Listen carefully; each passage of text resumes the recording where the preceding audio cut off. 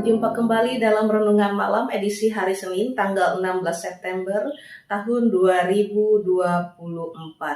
Dan bagian firman Tuhan bagi kita pada saat ini sesuai dengan Nas Almanak GKE terdapat di dalam kitab Perjanjian Lama, yaitu Amsal pasal 22 ayat 17 hingga ayatnya yang ke-29. Dan bagian firman Tuhan pada saat ini saya beri tema yaitu pekerjaan sebagai alat kesaksian. Saat ini saya tidak akan membaca secara keseluruhan.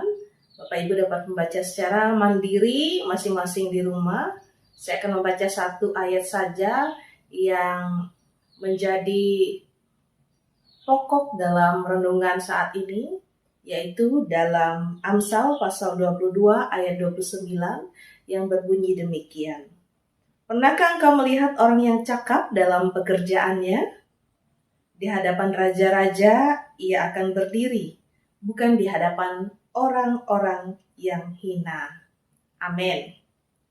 Bapak, Ibu, saudara-saudari yang terkasih di dalam Tuhan Yesus Kristus, sebelum memulai suatu tugas atau jabatan yang baru, biasanya seseorang akan diambil sumpah terlebih dahulu di bawah kitab suci dan di hadapan beberapa orang saksi.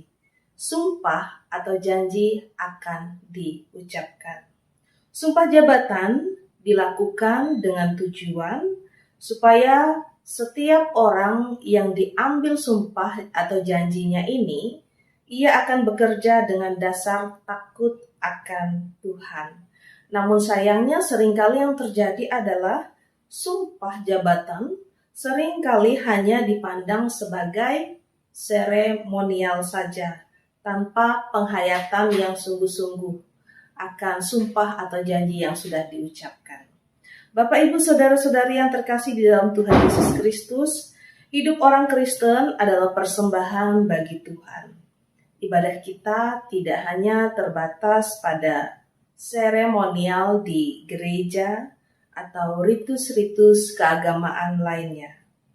Hidup dalam rumah tangga, hidup dalam lingkungan bermasyarakat, dan dalam lingkungan pekerjaan pun harus menjadi persembahan yang menyenangkan hati Tuhan. Karena itu sebenarnya walau tanpa sumpah jabatan pun sudah semestinya kita sebagai orang percaya bekerja dengan dasar takut akan Tuhan. Etika kerja Kristiani yang Alkitab ajarkan adalah bekerja dengan ketaatan, ketulusan, dan kesungguhan. Bahkan dalam Kolose pasal 3 ayat 23 mengatakan, lakukanlah segala sesuatu atau bekerjalah seperti engkau bekerja untuk Tuhan. Orang Kristen tidak sekedar bekerja karena tuntutan kebutuhan ekonomi, atau mencari pujian manusia, atau mencari prestis, bekerja dengan motivasi mendapatkan penghasilan sebanyak-banyaknya, atau demi mendapatkan jabatan yang setinggi-tingginya, atau kenaikan pangkat dalam waktu yang sesingkat-singkatnya. Namun, dimanapun kita bekerja, siapapun dan bagaimanapun atasan kita, fokus pekerjaan kita adalah Tuhan. Sebaliknya, saat kita menduduki jabatan tinggi pun, harus kita sadari bahwa Allah senantiasa menduduki posisi tertinggi sebagai atasan kita. Setiap pekerjaan harus kita pertanggungjawabkan kepadanya. Karena itu hendaklah kiranya memotivasi kita dalam bekerja. Tidak hanya semata-mata memberikan hasil terbaik bagi diri kita, tetapi tujuannya adalah demi menyenangkan Tuhan. Bukti seseorang mengasihi Yesus adalah memiliki kasih. Dan kasih itu lahir dari perbuatannya sehari-hari. Kiranya Tuhan akan menolong kita semua untuk dapat menjadikan setiap pekerjaan dan tanggung jawab kita menjadi mimbar pelayanan dan kesaksian bagi sesama. Tuhan Yesus memberkati melewati firman-Nya. Amin. Mari kita tutup renungan pada saat ini dengan berdoa.